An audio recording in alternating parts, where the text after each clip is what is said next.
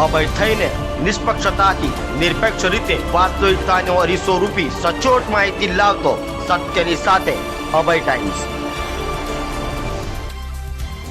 સુરતમાં વેપારીને હની ટ્રેપમાં ફસાવી 3.50 લાખની માંગણી કરનાર કુખ્યાત હની ટ્રેપ કરતી મહિલા સામે પોલીસ ફરિયાદ નોંધવા પામી છે।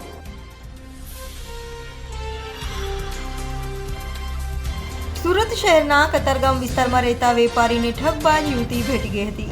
આ યુવતીએ શરૂઆતમાં વેપારી સાથે મિત્રતા કર્યા બાદ અવારનવાર તેની સાથે ફરી શારીરિક સંબંધો બાંધી અવારનવાર પૈસા પડાવ્યા હતા। જો કે ત્યારબાદ વેપારીને બ્લેકમેલ કરી તેની સાથે લગ્ન કરવા માટે દબાણ કર્યું હતું।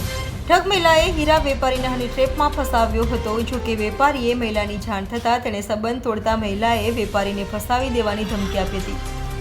આખરે વેપારીએ સરથાણા પોલીસ મથકે જઈ ફરિયાદ કરતા પોલીસે હની ટ્રેપ કરનાર મહિલા કૃપા ડોબરિયાને પકડી પાડી સળિયા પાછળ ધકેલી દીધી છે।